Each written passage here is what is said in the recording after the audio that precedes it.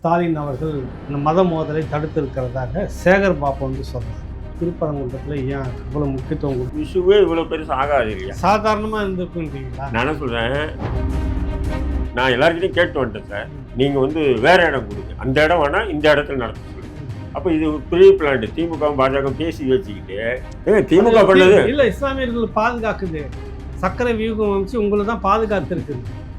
அதை அவங்க என்ன பேசணும்னு நினைக்கிறீங்க? சிக்கந்தர் பாஷா தர்கா விஷயத்தில் திமுக அரசு அயோக்கியத்தனம் பண்ணிச்சு. நீதிமன்றத்தில் ஒப்புதல் வாக்குமூலம் கொடுத்துட்டாங்க. நபிகள் நாயகத்தோட முதல்வரை தான் உயர்த்தி பேசிட்டு இருக்காங்க இஸ்லாமிய தலைவர்கள். இஸ்லாமிய அமைப்பு இஸ்லாமிய தலைவர்னு சொல்ல முடியாது. ஆடு கோழி அறுக்கிற விஷயத்தில் வண்டவாளம் தண்டவாளம் ஏன்னு சொன்னால் நீங்கள் வந்து நீதிமன்றத்தை ஒப்புதல் வாக்குமூலம் கொடுக்குறீங்க, அப்படி அறுத்தது இல்லை, அறுத்தவங்க மீது நாங்கள் வழக்கு போட்டிருக்கோன்னு சொல்லிட்டாங்க. இப்போ அதிமுக ஆட்சியில் கூட இப்படி ஒரு இது வந்து கொடூரமையான ஒரு செயல் நடந்தது இல்லையா? இப்போ அதை பற்றி பேசாதீங்க சில பேர். இப்போ வந்து ஒரு விதமாக இருக்குது. இந்த நேரத்தில் வந்து நீங்கள் பாஜக முட்டு கொடுங்க, இது எங்கடா பாஜக முட்டு கொடுங்க? பாஜக அயோக்கியத்தனமான மத அரசியல் பண்ணுது, அது மாற்று கருத்து இல்லை.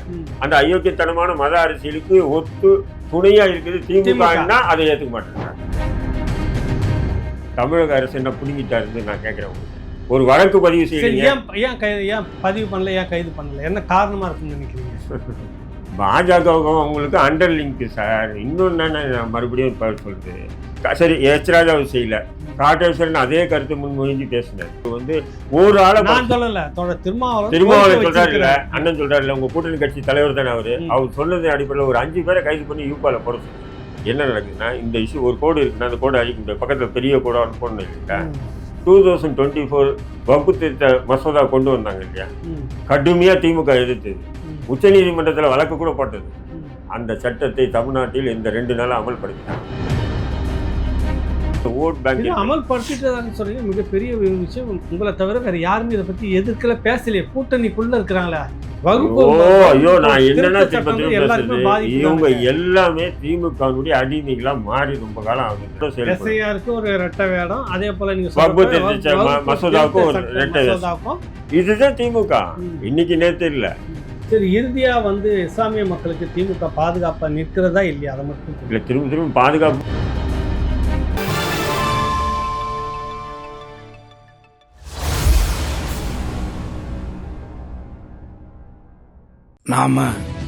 நம்ம உசுர விதையா விதைக்கிறோம். அது ஒரு நாள் வெடிச்சு முளைச்சு சுதந்திரமா நிற்கும்.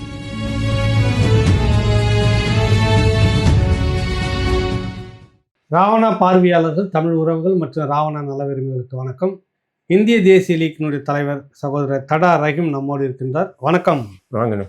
நாடு முழுக்க இன்னைக்கு பரபரப்பாயிட்டு, ஒட்டுமொத்த ஊடகமும் அங்கதான் இருக்கு. திருப்பரங்குன்றத்துல சென்னைக்குள்ள ஒரு பெருவெள்ளம், இந்த 4000 கோடி என்னாச்சு, அதை பற்றி விவாதம்லாம் எதுவுமே கிடையாது. காங்கிரஸுக்கும் திமுகவுக்குமான தொகுதி பங்கீடு உரசல் தொடங்கி இருக்குதுன்ற அதை பற்றி விவாதம் இல்லை. திருப்பரங்குன்றத்தில் இருக்கக்கூடிய அந்த இடம் விஷயம், இந்துக்கள் முஸ்லீம்கள் சக்கர வியூகம் அமைத்து ஸ்டாலின் அவர்கள் இந்த மத மோதலை தடுத்திருக்கிறதாக சேகர் பாபு வந்து சொல்றாரு. என்னதான் நடக்குது? ஏன் உங்களுக்கு திருப்பரங்குன்றத்தில் ஏன் இவ்வளோ முக்கியத்துவம் இல்லை? இந்த சக்கர வியூகம் அமைச்சு தடுக்கிற அளவுக்கு என்ன நடந்தது? ஒன்றுமே இல்லை. ஆக்சுவலாக வந்து பார்த்தீங்கன்னு சொன்னால் இதை திமுகவுடைய தவறாக தான் நான் பார்க்குறேன். ஏன் சொன்னீங்கன்னா, தலையை விட்டுட்டு வாழை பிடிச்சிட்டு நான் பாருங்க எவ்வளோ போராடுறேன் அப்படின்னு சொல்லுவாங்கல்ல, அதுக்கு தான் சமமானது. ஏன்னா நீங்கள் வந்து இந்த நிகழ்வுக்கு முன்னாடி ஒரு வருஷத்துக்கு முன்னாடி நீங்கள் பார்த்தீங்கன்னு சொன்னால் இந்த ஆடு கோழி அறுக்கிற பிரச்சனை உருவாகுது. யார் தடுக்கிறான்னு சொன்னீங்கன்னா, ஆர்எஸ்எஸ் காரனும் இந்து முன்னணியும் வந்து தடுக்கலை. தடுத்ததே யாருன்னா போலீஸ் தான். இந்து முன்னணியெல்லாம் தடுக்கல, இல்லை, இன்ஸ்பெக்டர் தான் தடுக்கிறாரு. போகக்கூடாது மேலே, அதுவும் குறிப்பாக ஆடு கோழி எல்லாம் எடுத்துக்கிட்டு நேர்ச்சி பண்ணுற முன்னாடி பண்ண மாதிரியெல்லாம் பண்ணக்கூடாது, எங்களுக்கு மேலிட உத்தரவு அப்படின்னா. ஆடு கோழிலாம் மேலே எடுத்துட்டு போனவங்க யார்? அப்போ அது முஸ்லீம்கள் இந்துக்கள் எல்லாமே வந்து வருஷத்துக்கு ஒரு தான் அந்த தர்கால இது நடக்கும் இல்லைங்களா, அந்த சந்தனக்கூடு நடத்துவாங்கல்ல, அப்போ மேலே போய் அடுத்து சாப்பிட்டுக்கிட்டு வருவாங்க. எல்லாமே இது ஒரு 700 வருஷமா நடந்துட்டு இருக்கு. முஸ்லீம் மட்டும் முஸ்லீம்ல இந்துக்களும் போவாங்க. போயிட்டு அங்கே போயிட்டு அறுத்து சாப்பிட்டு வருவாங்க. அதுக்கு டெய்லி போய் ஆடு அறுத்து கோழி அறுத்து கறியை எடுத்துட்டு வர முடியாது. ஏன்னா அது எவ்வளோ ஹைட் இல்லையா, ரொம்ப தொலைவது. பைக்கில் போக முடியாது, நடந்து தான் போகணும் போது யார் செய்வோம்? அதை வருஷத்துக்கு ஒரு தடவை அது நேர்ச்சைன்னு சொல்லிட்டு சில பேர் போகிறாங்க.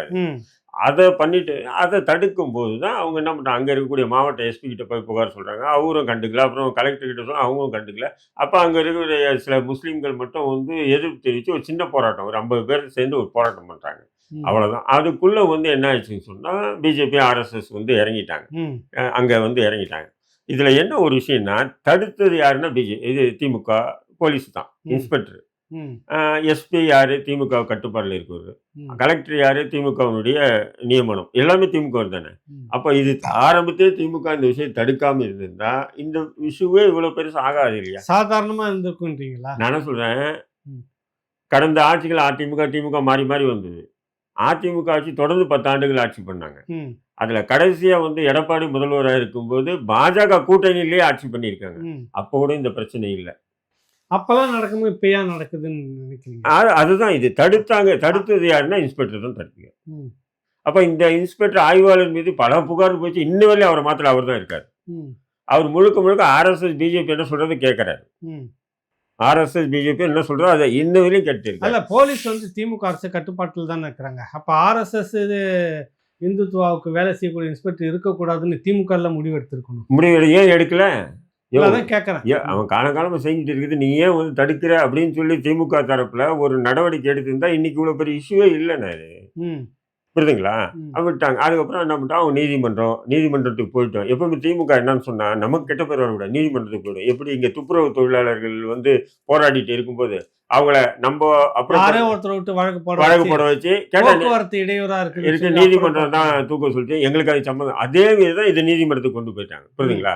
அப்ப பாஜக தரப்புல அங்க வாதம் பண்றாங்க. என்ன பண்றாங்கன்னு சொன்னா, அவங்க அந்த இஷ்யூவை எடுத்துக்கிட்டாங்க. எது இந்த போலீஸ் தடுத்ததை அவங்க இஷ்யூவை எடுத்துக்கிட்டு அவன் என்ன பண்றாங்க, இதே மாதிரி வந்து புனிதம் கெடுது ஆடு கோழி அறுக்கிறதுனாலங்க மேல அப்படின்ற மாதிரி அவங்க பெட்டிஷன் வந்து ஹைகோர்ட்ல ஃபைல் பண்றாங்க. பாஜக ஆர்எஸ்எஸ் இந்து மக்கள் எல்லாமே ஒண்ணு சேர்ந்து பண்றாங்க. பண்ணும்போது திமுக வந்து என்ன பண்ணணும்னு சொன்னா, அது சம்பந்தமா நீதிபதி கேள்வி எழுப்புறாரு அரசு கிட்ட. திமுக தானே அரசு கிட்ட என்ன கேட்கிறாரு, இவங்க சொல்றாங்க இதே மாதிரி ஆடு கோழி அறுத்து புனிதம் கெடுதுன்றீங்களா, நீங்க என்ன நடவடிக்கை எடுத்தீங்கன்னு திமுக கிட்ட கேட்கிறாரு. அரசு கிட்ட கேட்கிறாரு. அப்ப அரசு என்ன பதில் சொல்லணும்னா, சார் அது காலங்காலமா நடந்துட்டு வருது, அது ஒரு கம்யூனல் இது, அவங்க நேர்ச்சி பண்றாங்க, புதுசா நம்ம தடுக்க முடியாது இல்லையா அதை அப்படின்னு சொல்லணுமா, அல்லது அது தவறுதான் பண்றாங்க அதை நாங்க தடுக்கிறோம்னு சொல்லணுமா? ஆனா திமுக அரசு என்ன பதில் சொல்லுதுன்னு சொன்னா, ஆடு கோழி அடுத்தவங்க மீது ஒரு 18 பேர் மீது நாங்க வழக்கு போட்டு கைது பண்ணியிருக்கோம். அப்ப என்ன அர்த்தம் சொன்னா, ஆடு கோழி அறுக்கிறது சட்டவிரோதம்ன்றது திமுக ஒப்புதல் வாக்குமூலம் நீதிமன்றத்தில் கொடுத்துருச்சு. அதுக்கப்புறம் அந்த வழக்கை விட்டுட்டு என்ன பண்றாங்க, அவங்க அடுத்த வழக்குக்கு போறாங்க. ஆர்ப்பாட்டம். அந்த ஆர்ப்பாட்டம் பண்ணாங்க இல்லையா, பிஜேபி ஆர்ப்பாட்டம் பண்ணாங்க. அப்போ வந்து பிஜேபி ஒரு இடம் கேட்குறாங்க, அந்த இடத்துல வந்து கொடுக்க முடியாது, 144 போட்டிருக்குன்னு சொல்லி அரசு தரப்பு வழக்கறிஞர் பேசுறாரு. பேசும்போது அப்போ நீதிபதி என்ன பண்றாரு, 144 போட்டிருக்கீங்களா, அப்போ வந்து சில சிக்கல் வரும் அப்படின்றத யோசிச்சு இருக்கும்போது, அப்போ ஜின்னா, அதாவது அரசு வழக்கறிஞர் ஜின்னா தான் நியமனம். அது ஜின்னா என்ன சொல்றாருன்னா, அந்த இடத்துல வேண்டாம் ஆர்ப்பாட்டம், இந்த இடத்துல நடத்திக்கலாம்னு சொல்றாரு. அந்த இடத்துல வேணா இந்த இடத்துல வேணா. அப்போ கூட நீதிபதி என்ன சொல்றாருன்னா, யோ நீயா சொல்றிய, இது என்ன, இது எப்படி தெரியும் உனக்கு, எஸ்பியை கூப்பிட்டு கலெக்டர் கிட்ட டிஸ்கஸ் பண்ணிட்டு வா, நீ ஈவினிங் நான் போடுறேன், ஈவினிங் பதில். இல்லை சார், நான் எல்லாருக்கிட்டையும் கேட்டு வந்துட்டேன் சார், நீங்க வந்து வேற இடம் கொடுங்க, அந்த இடம் வேணா இந்த இடத்துல நடத்த சொல்லுங்க. அப்ப இது ப்ரீ பிளான்ட், திமுக பாஜக பேசி வச்சுக்கிட்டு நீதிமன்றம் பாஜக பேசி வச்சுக்கிட்டுன்றீங்களா? பின்ன வேற என்ன சார் நான் நினைக்கிறது நானு. அதாவது அந்த நீதிபதி உண்மையில என்னன்னு சொன்னா, இப்போ 144 போட்டிருக்கு, இப்போ கொடுக்க முடியாது, கொஞ்ச நாள் பொறுத்து நீங்க ஆர்ப்பாட்டம் பண்ணுங்கன்னு சொல்லிட்டு தீர்ப்பை சொல்றதுக்கு இருந்தாரு. ஆனா அரசு தரப்பு வழக்கறிஞர் என்ன சொல்றாருன்னா, சார் அந்த இடத்துல வேணாம் சார், அது கொஞ்சம் கஷ்டமா இருக்கும், இந்த இடத்துல நடத்த சொல்லுங்க சார்ன்றாரு. அப்போ இதுக்கு என்ன அர்த்தம் சொல்லுங்க? அப்ப அந்த இடத்துல வந்து நீதிமன்ற உத்தரவு வந்து 1 மணி நேரத்துல அந்த போராட்டம் நடக்குது, ஒரு 5000 பேருக்கு மேல கூடுறாங்கன்னா, அப்போ 144 போட்டிருக்கக்கூடிய பகுதியில ஒரு 5000 10,000 பேர் எப்படி கூட விட்டீங்க? இது யாருடைய குற்றச்சாட்டு? திமுகவுடைய குற்றச்சாட்டு தான். காவல்துறை தான், திமுக அரசு காவல்துறை கட்டுப்பாட்டுல 2 பேருக்கு மேல ஒன்னா போக கூடாதுன்றதுதான் 144 சட்ட விதி. சரி. அப்போ ஒரு 10,000 பேர், அதுவும் திருப்பரங்குன்றம் வந்து பாத்தீங்கன்னா சென்னை போன்ற பெரிய நகரம்லாம் இல்லை, உங்களுக்கு தெரியும், சின்ன கிராமம். அது ஒரு 500 பேர் இருந்தாலும் பெரிய மக்கள் இதுவா இருக்கும். அப்ப போலீஸுக்கு தெரியாம, இந்தியா தமிழக காவல்துறையுடைய உளவுத்துறைக்கு தெரியாம அந்த மக்கள் கூட்டிட்டாங்களா?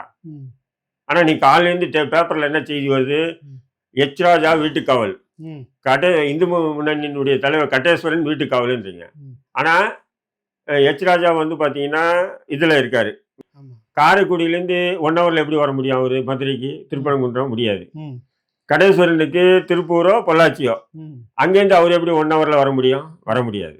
அப்போ எல்லாமே அங்கே இருக்காங்க. ஆனால் நீங்கள் இந்த வீட்டு காவலுன்னு சொல்லி இப்போ செய்தி வந்தது பார்த்தீங்களா, எல்லாமே ஃபேக்ட். ஏன் அந்த வேஷம் போடணும்? இந்த வேஷம் எதுக்கு? இந்த நாடகம் எதுக்கு? நல்லாவே தெரியுது நாடகம் நீங்க சொல்ல அதே வரீங்க. திமுக வந்து பார்த்தீங்கன்னு சொன்னால் எப்பவுமே ம். கம்பும் உடையக்கூடாது, பாம்பும் சாகக்கூடாதுன்ற ஒரு அரசியல் தான் அவங்க எடுத்துகிட்டு போவாங்க. ம். என்னுடைய அரசியலாசன் பழனி பாபா அடிக்கடி சொல்லக்கூடிய கருத்து என்னன்னா, ம். திமுக எப்பெல்லாம் எதிர்க்கட்சியாக இருக்கோ அப்போல்லாம் மக்களுக்கு பலனா இருக்கும்.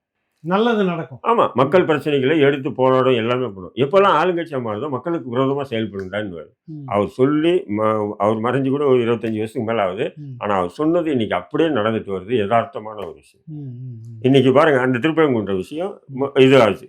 சரி. இது முழுக்க முழுக்க திமுக வந்து பாஜகவுக்கு ஆதரவாக செயல்பட்டதுன்னு எல்லாருக்குமே தெரியும். ஆனால் திமுக கூட்டணியில் இருக்கக்கூடிய முஸ்லீம் அமைப்புகள் இதெல்லாம் தெரிஞ்சு இன்ன வரையிலும் எவனாவது பொது வெளியில வாய் திறந்து பேசியிருக்காங்க? என்ன வாய் திறந்து பேசணும்னு நினைக்கிறீங்க நீங்க? திமுக அது பண்ணது இல்ல, இஸ்லாமியர்கள் பாதுகாக்குது.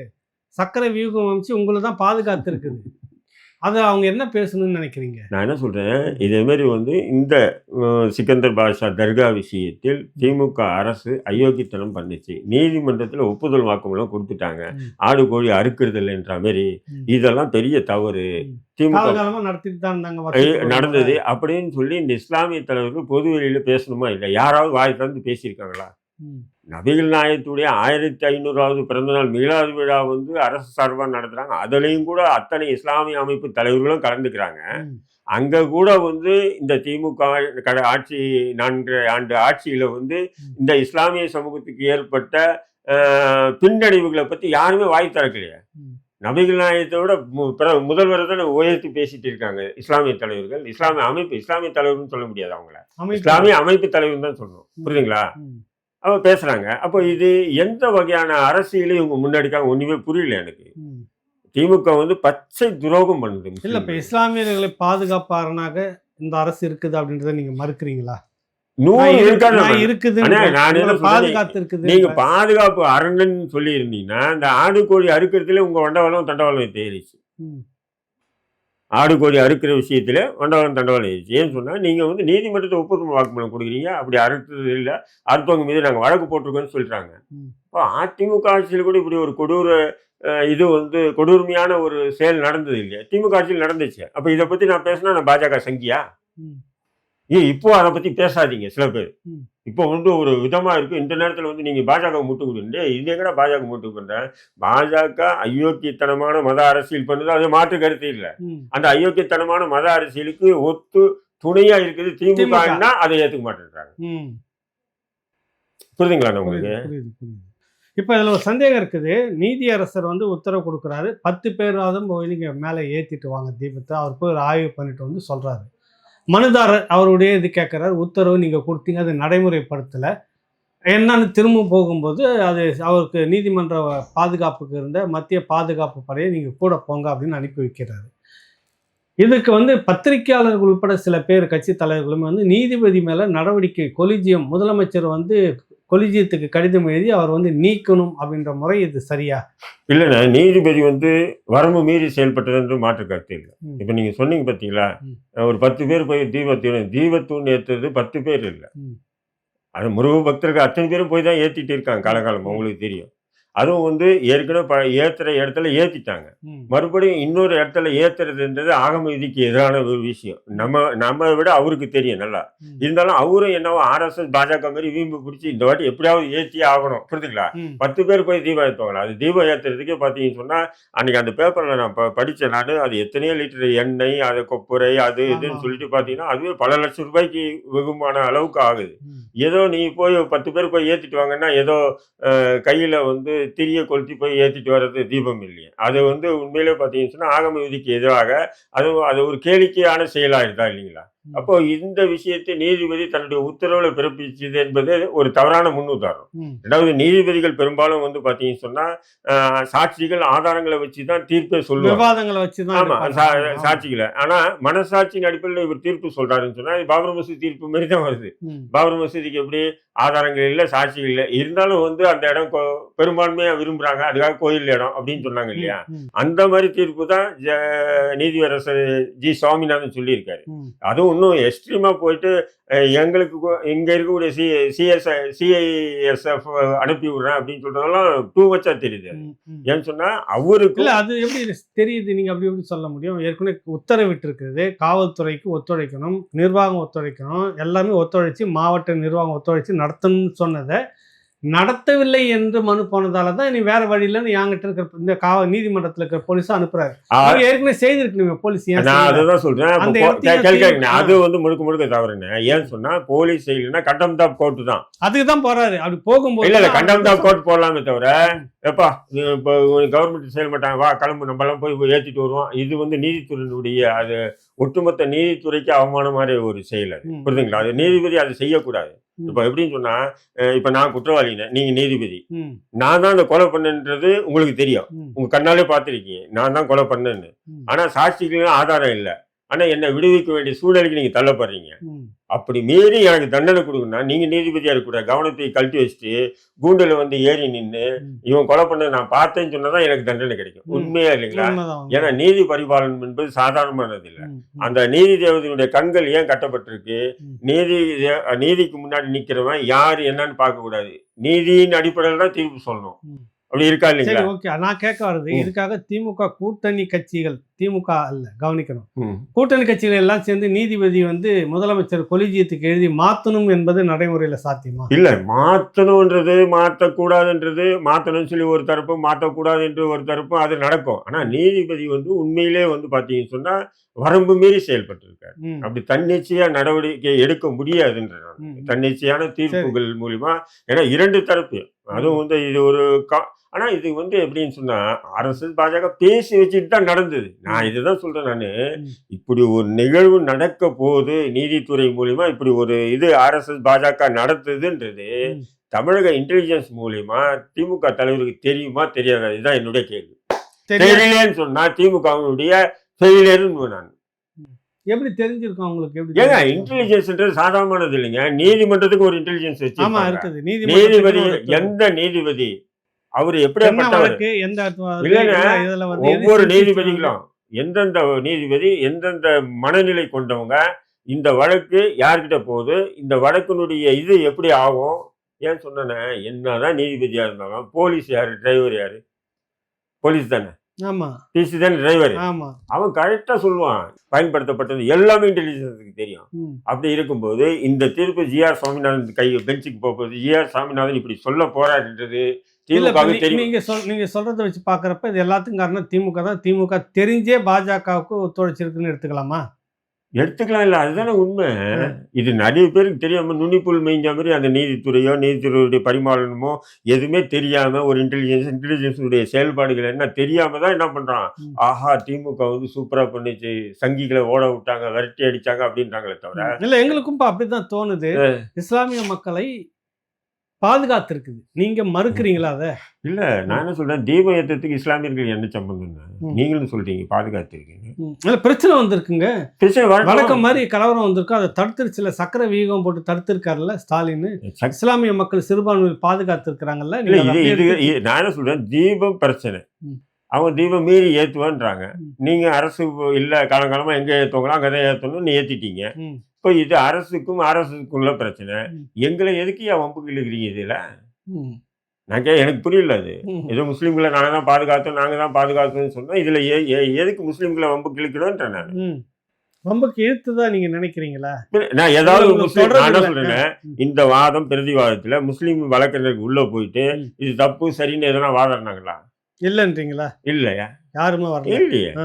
நான் என்ன சொல்றேன்னு சொன்னா, ராஜா நான் வந்து ஒரு வீடியோ பார்த்தேன், ஒரு இஸ்லாமிய சகோதரர் கைது வண்டியில உட்காந்துட்டு இருக்கிற ஒரு வீடியோ, தொப்பி போட்டுக்கிறாரு, சொல்றாரு இது எங்களுக்கு ஒன்றும் பிரச்சனை இல்லை, இது காலங்காலமாக நாங்கள் எல்லாம் ஒன்னாந்துட்டு இருக்கிற விஷயம் தான், இது ஏன் அப்படி அரசியலாக்குறாங்கன்னு தெரியலன்னு சொல்லிட்டு தான் வண்டியில் ஏறுறாரு ஒருத்தர். நான் அப்படி தான் பார்த்தேன். உங்க தரப்பு இந்த இதுக்கு இந்த இந்த அமைப்பு இருக்குன்னு சொல்றீங்கல்ல, இந்த அமைப்பில் யாராவது வந்து இதை வந்து எதிர்க்கிறாங்களா? எதுவுமே இல்லைண்ணே. இதுல என்ன ஒரு விஷயம்னா, திமுக இப்படி ஒரு நுண்ணிய அரசியல கையில எடுத்துட்டு தங்களுக்கு சாதகமா மாத்த பாக்குது இல்ல. நான் ஒரே ஒரு கேள்வி கேட்கிறேன். இதே அந்த திருப்பரங்குன்றத்து முன்னாடியே நின்னுட்டு ம். எச் ராஜா சொன்னாரு. ம். சிக்கந்தர் பாதுஷா தர்கா அந்த இடத்துல இடமாற்றம் செய்யணும்னு சொன்னார். சொன்னாரா இல்லையா? சொன்னாரு. அது ஒரு குறிப்பிட்ட மக்கள் வணங்கக்கூடிய வணக்க வழிபாட்டு தலம். சொன்னாரா இல்லையா? சொன்னாரு. வணக்க வழிபாட்டு தலத்தை அங்கேருந்து பேர்த்து எடுப்பேன்னு சொன்னாரா இல்லையா? சொன்னாரு. தமிழக அரசு என்ன புடுங்கிட்டாருன்னு நான் கேட்கிறேன் உங்ககிட்ட. ஒரு வழக்கு பதிவு சரி, செய்யறீங்க. ஏன் பதிவு பண்ணல, ஏன் கைது பண்ணல, என்ன காரணமா இருக்குன்னு நினைக்கிறீங்க? பாஜகவுக்கும் அவங்களுக்கு அண்டர் லிங்க் சார். இன்னொன்னு நான் மறுபடியும் இப்ப சொல்றது. சரி, எச் ராஜாவை செய்யல. காட்டேஸ்வரன் அதே கருத்து முன்மொழிஞ்சு பேசினாரு. யாரு? காட்டேஸ்வரன், அதாவது இந்து முன்னணியுடைய தலைவர். ஆமா, ஆமா, ஆ. அவரும் இதே கருத்தை முன் வச்சு பேசினாரு. ம். தமிழக அரசு ஏன் வழக்கு பதிவு இது தடாரைக்கும் அங்க நின்றுட்டு ம். யாராவது ஒரு வணக்க வழிபடுறத அங்கிருந்து பேர்த்து வேற இடத்துல வைங்கன்னு சொன்னா தமிழக அரசு விட்டுருமா? இந்நேரம் கைது பண்ணி உள்ள வச்சிருக்கோம். குண்டாஸ் மட்டும் இல்லை, இன்னும் எத்தனை தடுப்பு காவல் இருக்கோ அத்தனையும் என் மேல போட்டிருப்பாங்க இல்லையா? போட்டிருப்பாங்க. அப்ப ராஜாவை கண்டு நீங்க ஏன் நடுங்குறீங்க? ஏன் அதான் கேள்வி, அதுதான் எல்லாருமே கேட்கறாங்க. என்ன அப்போ காரணம்? என்ன காரணம் சொன்னா, நீங்க பண்ற ஊழலுக்கு பாஜக ஒத்துவுது. ம். அவங்களுக்கு உண்டான கப்பத்தை கட்டி நீங்க அடிச்சுட்டு இருக்கீங்க கொள்ளைங்க. ம். புரியுதுங்களா? ம். நீங்க வேணா பாருங்க ஒரு விஷயத்த. ம். எப்பெல்லாம் இந்த அமைச்சர்கள் இப்போ கே.என். நேரு வீட்டில் ரைடு விட்டாங்கன்னா கே.என். நேரு டெல்லிக்கு போவர் ஆஃப் ஆகிடும். அது அதுக்கப்புறம் அது பேப்பர்ல வராது, பார்த்துருப்பீங்க நீங்கள். பொன்முடி வீட்டில் வந்து அமலாக்கத்துறை ரைடு விட்டோன்னா அவர் டெல்லிக்கு போவார், அதுக்கப்புறம் அது காணாமல் போயிடும். ஜெகத்லட்சுமி வீட்டில் ரைடு விட்டாங்கன்னா அவர் டெல்லிக்கு போவார், காணாமல் போயிடும். பார்த்தீங்களா நீங்கள்? இப்போ கடைசியாக வந்து பார்த்தீங்கன்னா ஆகாஷ் பாஸ்கர்னு சொல்லிட்டு மூக்காமுத்துடைய பேத்தியை திருமணம் பண்ணி இருக்கக்கூடிய நபர் வீட்டில் இது ஒரே நேரத்தில் 4 திரைப்படங்கள் எடுத்தாங்க. நீங்கள் கூட இதில் ஊடகத்துறையில் நீண்ட காலமாக இருக்கீங்க. ஆனானப்பட்ட ஏவிஎம் கூட வந்து ஒரு படம் எடுத்து அதில் வெற்றி தோல்வி வச்சு தான் இன்னொரு படமே எடுப்பார். ஒரே நேரத்தில் 500 கோடி 600 கோடியில் வந்து 4 படம் எடுக்கிறாருன்னு சொன்னால் அந்த படம் ஏது ஒரு 22 25 26 வயசு பையன்கிட்ட அமலாக்கத்துறை ரைடு விட்டான். முதல்வரே டெல்லிக்கு போயிட்டாரு.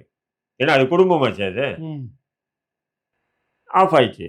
அப்போ பாஜகவுக்கு உங்களுக்கு வந்து இப்போ பாஜக திமுக சுமூகமா இருக்குதுன்றீங்களா? நாங்க இந்துத்துவாவை எதிர்ப்போம், தமிழகத்தில் அனுமதிக்க மாட்டோம் அப்படின்னு தொடர்ச்சியா அவங்க சொல்லிட்டு இருக்கிறது வந்து நான் என்ன சொல்றேன், பாஜக அப்படி சொல்லும் என்னன்னு, திமுக தேச துரோகி, திமுக இந்துக்கள் துரோகின்னுவான். புரியுதுங்களா?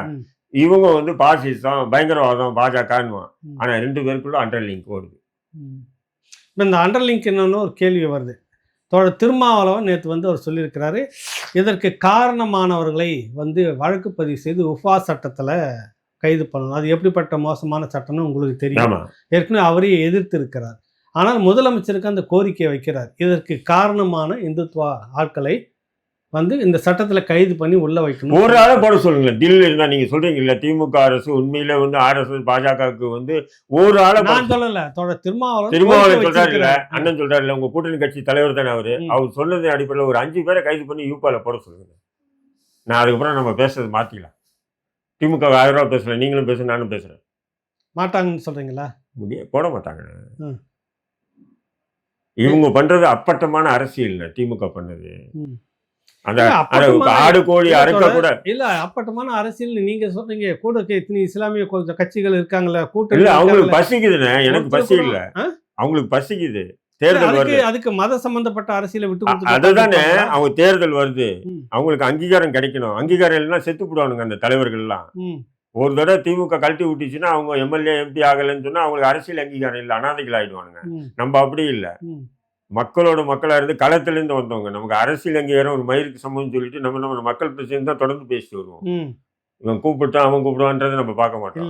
ஆனா அவங்க அப்படிதான். அவங்க வந்து ஒரு கார்பரேட், முஸ்லீம் கார்பரேட் அரசியல், பணக்காரர்களுக்காக பண்ணக்கூடிய ஒரு அரசியல் பண்ணிட்டு இருக்காங்க. இன்னொரு விஷயம் தெரியுமா, நீங்க கூட எல்லாருமே கேட்டாங்க, இப்ப நீங்க கூட வந்து போது கேட்டீங்க என்னன்னு, ஏன் திமுக வந்து இந்த இஷ்யூவை வந்து இப்படி எடுக்கணும், திமுக தான் ஆரம்பிச்ச மாதிரி நீங்க சொல்றீங்க, ஏன் எடுக்கணும்னு. என்ன நடக்குதுன்னா, இந்த இஷ்யூ ஒரு கோடு இருக்குன்னா அந்த கோடு அழிக்க முடியாது. பக்கத்தில் பெரிய கோடாக போடணும் இல்லைங்களா? 2024 வகுப்பு திருத்த மசோதா கொண்டு வந்தாங்க இல்லையா, கடுமையா திமுக எதிர்த்தது. உச்ச நீதிமன்றத்தில் வழக்கு கூட போட்டது. அந்த சட்டத்தை தமிழ்நாட்டில் இந்த 2 நாளா அமல்படுத்திட்டாங்க. தெரியுமா உங்களுக்கு? திமுக அமுல் இந்த கலவரத்தில் இதை நடத்திட்டாங்க. பாஜக கொண்டு வந்ததை திமுக அமுல்படுத்திச்சிருந்தீங்களா? தமிழ்நாட்டில் அமல்படுத்திட்டாங்க. தமிழ்நாட்டில் அதை மடமாத்ததுக்கு தான் இந்த விஷயத்தை இப்படி பண்ணிட்டு இருக்கிறாங்க. வேற என்ன? நீங்க சொன்னீங்க ம். ஆரம்பத்துல, ம். அதாவது 4000 கோடி இந்த நான் மழைநீர் அப்படிதான் நினைச்சிருக்கிறேன். வடிகால் நான் அப்படிதான் விஷயம். நினைச்சிருப்பேன். ஏன்னா தொடர்ச்சியா கேட்டுட்டு இருக்கிறாங்க. மக்கள் வெள்ளத்துல மூழ்கி இருக்கிறாங்க. ஏன்னா அதெல்லாம் இது திமுக ஒண்ணுமே எதிர்கொண்டுட்டான். பல வருஷமா அதே திரும்ப திரும்ப பேசினா அதை அவன் எப்படி டேக்கிள் பண்ண தெரியும். ஆனா இந்த இஷ்யூ வந்து ஒரு கிரிட்டிக்கலான இஷ்யூ. ம். எது வக்பு திருத்த மசோதா சட்டத்தை வந்து அமல்படுத்திட்டான் இல்லைங்களா? ம். ஏன்னா அவனுக்கு கிடைக்கிற அந்த ஓட் பேங்க் இது அமல்படுத்திட்டதாங்க சொல்றீங்க. மிகப்பெரிய ஒரு விஷயம். உங்களை தவிர வேற யாருமே இதை பத்தி எதிர்க்கல, பேசலையே. கூட்டணிக்குள்ள இருக்கிறாங்களா? வகுப்பு ஐயோ நான் என்னன்னா திருத்த திரும்ப சட்டம் திரும்ப எல்லாருக்குமே பேசுறது, பாதிப்பு இவங்க தானே. எல்லாமே திமுகவுடைய அடிமைகளா மாறி ரொம்ப காலம் ஆகுதுங்க. ஐயா நான் இருக்கட்டும். இல்ல நான் சொல்ல வந்து கொஞ்சம் புரிஞ்சுக்கங்க தயவு செய்து. அவங்க அடிமையாவே இருக்கட்டும். மார்க்கம் இஸ்லாம் கரெக்டா? முஸ்லீம் கரெக்ட்டுங்களா? அதுக்கு மொத்தமும் எதிரான ஒரு சட்டத்தை பாஜக அரசு கொண்டு வருது கரெக்ட்டுங்களா? ஆமா அதுதானே எல்லாமே ஆமா. எதிர்த்துட்டு இருந்தோம். திமுகவும் எதிர்த்துட்டு இருந்தல. இப்ப நடைமுறைப்படுத்திச்சு 2 நாளா நீங்க சொல்றப்ப, ஒரு இஸ்லாமியரா எல்லாருமே அதை கேட்டிருக்கணும் இல்ல? யாரும் வாய்ஸும் ஆனா வரல. நானு Facebookல போட்டா என்ன கீழே வந்து என்ன திட்டம் பாருங்க. இந்த திமுக அடிமையோ இல்ல திமுக கூட்டணியில் இருக்கக்கூடிய இஸ்லாமிய அமைப்பு தொண்டர்களும் என்ன திட்டம் சபிக்கிறான ஒருத்தன் வந்து என்னைய. ம். நான் என்ன சொல்றது நானு, அட பாவிகளா டேய் எங்கடா இருக்கீங்க? அநியாயம் நடக்குறாங்க. வக்பு திருத்த மசோதா வந்து அமல்படுத்தப்பட்டது. அந்த உம்மீத் என்ற அந்த சட்டம் வந்து அமல்படுத்தப்பட்டது திமுக தமிழ்நாட்டுல. அமுல்படுத்திருச்சு. ஆமா. இத்தனைக்கு என்னன்னு சொன்னா, இந்த ஜமாத்துகள்லாம் இருக்கும்போது செருப்படிட்டு அடிக்கணும் ஒவ்வொருத்தரையும். என்ன பண்ணானுங்க, எல்லாம் இந்த திமுக கூட்டணி ஆட்களை தான் கூட்டு வச்சு இந்த வக்பு திருத்த மசோதாவுக்கு எதிரா பேச வச்சானுங்க. நம்மள கூட கூப்பிடல. ஏன்னா நம்ம திமுக எதிரா பேசிட்டோம். திமுக தான் வக்பு திருத்த மசோதாவுக்கு ஆதரவா செயல்பட்டதுன்னு. இன்னைக்கு தமிழ்நாட்டுல அமல்படுத்திட்டாங்க. ஆனா எந்த ஜமாத்தும் அதை பேச முடியல. யார் பேசுவா? முஸ்லீம் லீக்கு அவன் தான் வந்து வக்போர்டு சேர்மனா இருக்கான். ம். முஸ்லீம் லீக் அவன் பேசுவானுங்களா? ம். இல்ல அதுல இருக்கக்கூடிய மெம்பர்ஷிப் தமுக அவனுக்கு பேசுவானுங்களா? ம். அல்லது திமுக இல்ல விடுதலை சிறுத்தை காங்கிரஸ் கம்யூனிஸ்ட் இதுல இருக்கக்கூடிய முஸ்லிம்கள் பேசுவானுங்களா? ம். தேர்தல் வருது, ம். பைசா சம்பாதிக்கணும். ம். நேரடியான பைசா வரலன்னா கூட அந்த வேட்பாளர் நிக்கிறான்னா வேட்பாளர் கிட்ட போய் இவ்வளவு தொகை அவ்வளவு தொகை வாங்கிட்டு இதுதானே நடந்துட்டு வருது. அதான் எவன் எந்த சமூக உணர்வோட செயல்படுறான்னு சொல்லுங்க. செருப்பையிட்டு அடிங்க அந்த நாயை. இப்ப இஸ்லாமியர்களுக்கு எதிராக ஆதரவாக இந்த திமுக இல்ல அப்படின்னு நீங்க சொல்லி மறுக்கிறீங்க. 100 விழுக்காட்டுன்னு 1 2 கூட சொல்ல மாட்டேன். இல்லைங்க, சிறுபான்மையினருக்கு நாங்க இந்தியாவிலே அண்ணே, அதிக பாதுகாப்பாக அண்ணே, இருக்குது அண்ணே, இங்கதான். ஒரே குறிப்பா ஒரு- திமுக அது அரசு ஒரே ஒரு விஷயம். ம். SIR திமுக எதிர்க்கதா அதிகதா? எதிர்க்குது எதிர்க்குது. எதிர்க்குது எதிர்க்குதா இல்லையா? எதிர்க்கிறவங்க கூட்டம் நீதிமன்றம் கூட போயிருக்காங்க. கட்சி போயிருக்குது, அரசு போயிருக்கு. போகல. ஆ? அரசு போகல, கட்சி போகல. தான் போயிருக்கு. சரி, இந்த PLOக்கள் யாரு? அரசு ஊழியர்கள். அரசு ஊழியர்கள். சரி, PLOக்களாச்சும் விட்டுருங்க. ம். கலெக்டர் எல்லாம் யாரு? அரசின் கீழே இருக்கக்கூடிய மாவட்ட எல்லா கலெக்டர்களும் இந்த SIR பாராட்டி நீங்க கம்பல்சரி போய் நீங்க SIR மூலியமா உங்களுடைய ஃபார்ம் ஃபில்அப் பண்ணி வாக்காளராக ஆகுங்கன்னு சொல்லிட்டு ம். வெளியிடறனா இல்லையா? ஆமா நடக்குது. அப்ப நீ SIRன்றது ஒரு கொடுமையானது. ம். அது வந்து தேவையில்லாம வந்து வட இந்தியர்களை வந்து வாக்காளர் பட்டியல் சேர்க்கிறதும் இங்க உள்ளவங்களை வாக்காளர் பட்டியல் நீக்கிறதுன்னு சொல்லி நீங்க பிரச்சாரம் பண்ணிட்டே வரீங்க. ம். உங்களுடைய மாவட்ட ஆட்சியர்கள் எல்லாம் வீடியோ வெளியிட்டு இருக்கான். ம். என்னென்ன SIR உடைய சிறப்புகள்னு சொல்லிட்டு எல்லாருமே பதிவு பண்ணிடுங்க. இது உங்களுக்கு தெரியாதா? இதுதான் ரெட்டை நாக்கு, ரெட்டை வேஷம், ரெட்டை முகமூடியோட செயல்படும். SIRக்கு ஒரு ரெட்டை வேடம், அதே போல நீங்க வக்பு சொல்ற திருத்த மசோதாவுக்கும் ஒரு ரெட்டை வேஷம். மசோதாவுக்கும் இதுதான் திமுக. ம். இன்னைக்கு நேத்து இல்ல. ம். இது இஸ்லாமிய அமைப்புக்கு தெரியுமா? தெரியும். காதர் மதிக்கு தெரியாதா? தெரியும். ம். ஜவஹர்லாலுக்கு தெரியுமா? தெரியும். இதனால கத்தனா 26 தேர்தல் நம்மளை கண்டுக்காம விட்டானா என்ன பண்றது? இல்ல எனக்கு அதுதான் புரியல. 27 சட்டமன்ற உறுப்பினர்களும் முதல்ல ஒன்றுபட்ட ஒரு கட்சி, இஸ்லாமிய ஆமா. கட்சியா இருந்தப்ப இவரு வச்சிருந்த கட்சி அது. அவ்வளவு பெரிய செல்வாக்கு, அண்ணே, அவ்வளவு பெரிய நீங்க அது சட்டமன்ற கூட விடுங்கண்ணே. ஆ. இந்த இஸ்லாமிய சமூகத்தினுடைய அமைப்பினுடைய தலைவர்களும் இந்த திமுக முட்டு கொடுக்கக்கூடிய முட்டா பசங்களும் இந்த ஷானவாஸ் மாதிரி என்ன சொல்றாங்க தெரியுமா? ம். திமுக என்ன செஞ்சு 3% விழுக்காடு இடஒதுக்கீடு கொடுத்தது யாருன்னு கேட்கறாங்க. ம். இவனுக்கு கொஞ்சமாச்சும் அறிவு இருக்கானே. 10 பேர் உட்காந்துருக்கணும். நம்ம ம். ஒருத்தன் வரான், கதவு தட்டான், 3 பொட்டலத்தை கொடுத்து சாப்பிட்டு சந்தோஷமா இருங்கன்னா 10 பேர் சாப்பிட்டு சந்தோஷமா இருக்க முடியுமா? முடியாது. அப்ப என்னன்னா இஸ்லாமிய அமைப்புகள் ம். தேர்தல் நேரத்தில் கருணாநிதி கிட்ட எங்களுக்கு 10 சீட்டு வேணும். அப்போ லத்தீப் சம்மது தானே, ம். எல்லா சம்மது போய் கேட்பாரு எனக்கு 10 வேணும்னு, லத்தீப் போய் கேட்பாரு 10 வேணும்னு. பார்த்துக்கிட்டே இருந்தான் அந்த ஆளு. நீ ம். 10 நீ வந்து ஒர்த்து இல்லடா, நீ மொத்தம் 3 தான் இருக்க, இந்த 2 வாங்கிக்கோ. புரியுதுங்களா உங்களுக்கு? ம். அதை தான் கருணாநிதி பண்ண சூழ்ச்சி. அதுதான் கிறிஸ்துவர்கள் என்ன பண்ணிட்டான், அந்த 3 தூக்கி கருணாநிதி மூஞ்சில வீசிட்டு போயிட்டான். எனக்கு வேண்டாம், அந்த இடஒதுக்கீடு 3ன்றது வேணான்ட்டாங்க. வேணாண்டு போயிட்டான். ஏன்னா பிசியில இருந்தான்னா ம்.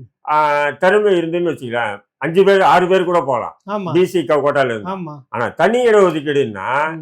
அது 3 பேருக்கு மேல போக முடியாது. ம். புரியுதுங்களா உங்களுக்கு? புரியுது. இந்த ஒரு நுண்ணிய துரோக அரசியலை கூட இந்த இஸ்லாமிய தலைவர்கள் புரிஞ்சிக்காம இன்ன வரையும் பேசிட்டு இருக்க பாரு. பொது தளத்தோட பேசும்போது பாருங்க நிறைய பேர் என்ன பண்ணாரு. இதுல இன்னொரு கொடுமை என்ன பேசுவாருன்னா திமுக நான் அன்னைக்கு அதுதான் கேட்டேன். 2ல் 1 தான். உருது முஸ்லீம்களை பிற்படுத்தப்பட்டியலில் சேர்த்தது யாரு? திமுக. சரி, இடஒதுக்கீடு கொடுத்தது யாரு? திமுக. அப்ப இடஒதுக்கீடு வேற, பிற்படுத்தப்பட்ட ஒரு பட்டியல வேற. அப்ப 2 வகையில இஸ்லாமியர்களுக்கு சலுகை கிடைக்குதா? இல்ல. புரியுதுங்களா உங்களுக்கு? அப்ப ஏன்டா அதை நொன்னி உருது முஸ்லீம்ல வந்து பிசியில சேர்த்தேன்னு சொல்லி பேசுற? நீ ஒட்டுமொத்தமா 3 கொடுத்துட்டே இல்ல? இஸ்லாமிய சமூகத்துக்கு 3% கொடுத்துட்ட. நான் வந்து உருது முஸ்லீம்ல பிசியில சேர்த்து திமுக அரசு தான். எதுக்கு அது பேசணும்? ஏதோ 3% கொடுத்துட்டு உருது முஸ்லீம்களை தனியா பிசியில சேர்த்து அவங்க தனியா அனுபவிக்கிறாங்கன்னா அதுல நீ சொல்றது பேசலாம். புரியுதுங்களா? இதெல்லாம் பொது தளத்திலே நீங்க பேசு பொருளா பேசிட்டு வர்றானுங்க நாதாரிங்க சில முஸ்லீம்கள் திமுக ஆதரவா. கோபம் வருதா இல்லையா சொல்லுங்க. நியாயமான கோபம் தான். எப்போ இந்த 3% கொடுத்தாங்களா அப்போ இருந்து ஒரு அமைச்சர் கதையை கொண்டு வந்துட்டான் பாருங்க, கருணாநிதி.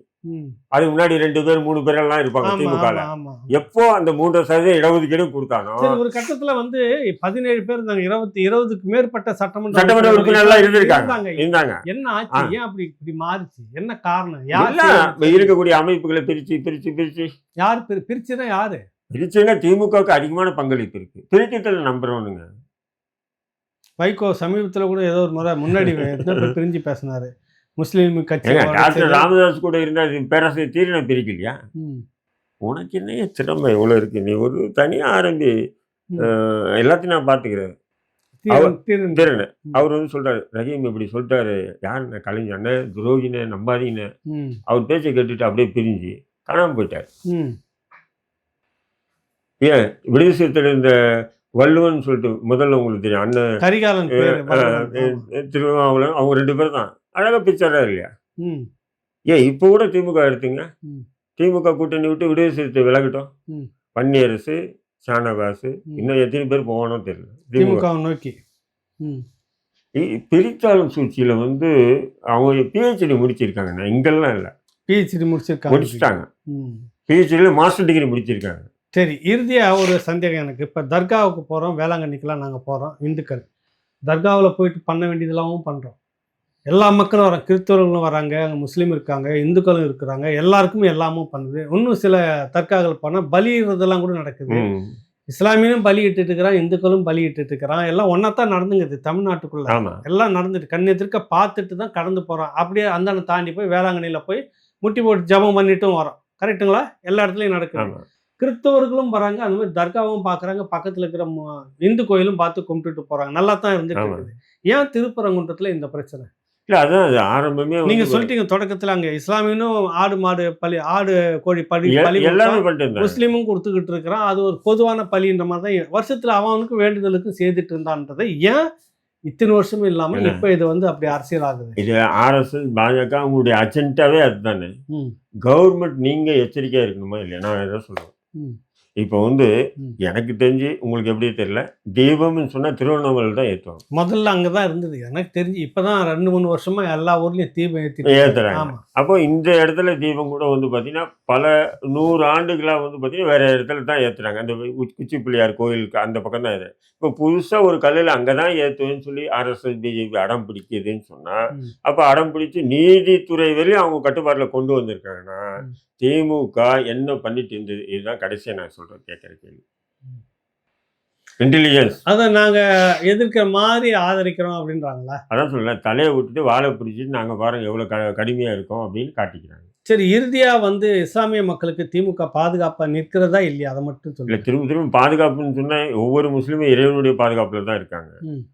இப்போ திமுக இல்லைன்னு சொன்னால் அதிமுக ஆட்சியில் முஸ்லீம் எல்லாம் சேர்த்துட்டான். நான் 10 ஆண்டு அதிமுக ஆட்சி தானே இருந்து, முஸ்லீம் எல்லாம் வந்து புழைக்கல, சம்பாதிக்கல, வேலை செய்யல, எல்லாம் சுத்து போட்டானா? நான் கேட்குறேன்.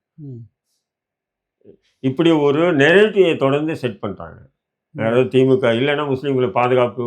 இதுக்கு அதிமுக இருந்தால் பாதுகாப்பு இருக்காது, அதிமுக பாஜக ஒன்றா வந்துடுது, பாதுகாப்பு இருக்காது, இவங்க வந்துட்டாதான் பாஜக உள்ள வராது, இஸ்லாமியர்கள். நான் என்ன சொல்கிறேன், நீங்கள் தொடர்ந்து திமுக அரசியலை முன்னெடுக்கக்கூடிய வார்த்தையை பார்த்தீங்கன்னா தமிழ்நாட்டில் வந்து எதிர்கட்சி இது அதிமுக தானே.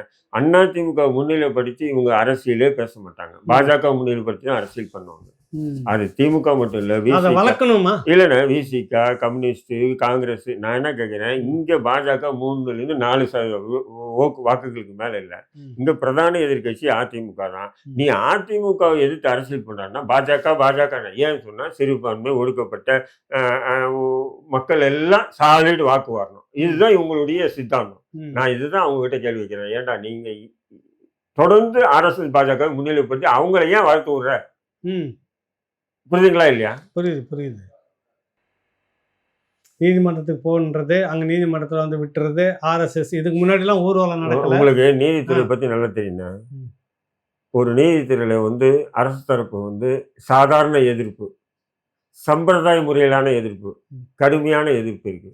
இவங்க சாதாரண எதிர்ப்போட அடிச்சு முடிச்சிட்டாங்க. வேலை முடிஞ்சு அரசு தரப்பு சாதாரண எதிர்ப்போட நிறுத்திச்சு. அவ்வளவுதான். நீதிமன்றம் என்ன பண்ணும், அது வர்றது எதிர்ப்பு பொறுத்து, ஆதரவு பொறுத்து வைக்கிற டாக்குமெண்ட். கடுமையான எதிர்ப்புகளை பதிவு பண்ணி வச்சிருந்தா GR சாமிநாதன் அப்படி கொடுத்துருக்க.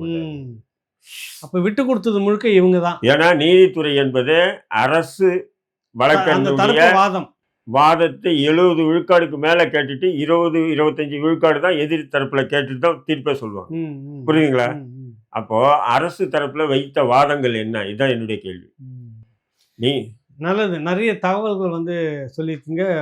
புதுசா ஒரு பெரிய அதிர்ச்சி என்னன்னா, மத்திய அரசு கொண்டு வந்த வகுப்பு போர்டு திருத்த சட்டம் தமிழ்நாடு அரசு அமுல்படுத்தி விட்டது 2 நாட்களாக. அதை மறைக்கத்தான் இந்த விஷயத்தை எடுத்து செய்துட்டு இருக்கிறாங்க. திமுகவும் பாஜகவும் ஒரு அண்டர் கிரவுண்ட் டீலிங்கில் இருக்குது. இதான் சொல்லி முடிச்சிருக்கீங்க. சந்திப்போம். என்னுடைய நிறுவனமான S health care solution multi speciality physiotherapy clinic Shanthi colony, Anna Nagar, சென்னையில் 15 வருடங்களுக்கு மேலாக இயங்கி கொண்டு வருது. சென்னையில் பல பகுதியில் எங்களுடைய பிரான்ச்சஸ் இருக்குது. மேலும் இதை தொடர்பு கொள்வதற்கு 9600038046 அப்படிங்கிற எண்ணை தொடர்பு கொள்ளலாம். அல்லது 9150211185 அப்படிங்கிற எண்ணுக்கு தொடர்பு கொள்ளுங்கள். உங்களுடைய ஆலோசனைக்காகவும் அப்பாயின்மெண்ட்டுக்காகவும் இந்த நம்பரில் தொடர்பு கொள்ளலாம்.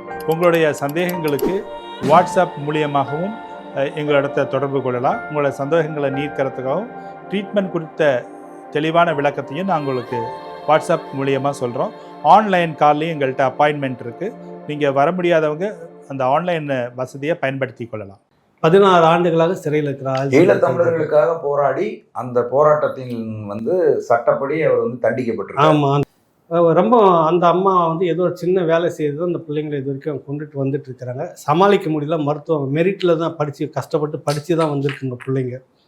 அது நிறைய பேர் பங்கெடுத்துக்கிட்டாங்க. அது 2 ஆண்டுகள் ஓடிட்டு இருந்தது. இப்போ இந்த முறை ரொம்ப சிக்கலாக இருக்குது அப்படின்னு கடிதம் உறுதியாக வந்து ஈழத்தமிழர்கள் மட்டும் இல்லை, உலகம் முழுவதும் பரவி நிறைய எல்லா தமிழர்களும் இந்த மாதிரி இருக்கக்கூடிய தமிழர்களும் ஒருங்கிணைந்து ராவணா வலையொலியின் ஊடாக உறுதியாக அந்த ஈழத்தமிழர்களுக்காக போராடி இன்றைக்கு சிறையில் ஆடிக்கொண்டிருக்கிற அந்த ஐயாவுக்கு நம்ம உறுதியாக, ஏன்னா அடுத்த தலைமுறைன்றது அவங்க அதுதான். அது முடியாமல் அவர் உள்ளே இருக்கிறாரு. அந்த பிள்ளைங்க படித்து மேலே வரணும். யாரும் வந்து ராவணாவுக்கோ அல்லது என்னுடைய இதுக்கோ எந்த இதுவும் நேரடியான பணத்தொகை எதுவுமே அனுப்ப வேணாம். அந்த முகவரியை, அவர்களுடைய சம்மந்தப்பட்ட அந்த மாணவருடைய முகவரியை நான் உங்களுக்கு கீழே கொடுக்குற வங்கி கணக்கு எல்லாத்தையுமே, அதுக்கு நீங்கள் வந்து உங்களுடைய ஆதரவை தெரிவித்தா போதும். நேரடியாக அவங்களுக்கே அனுப்புனா போதும், அவங்கக்கிட்ட போய் சேர்ந்தாவே போதும் அப்படிங்கிறது அந்த நேரத்தில் அவங்கக்கிட்ட வைக்கிற கோரிக்கை.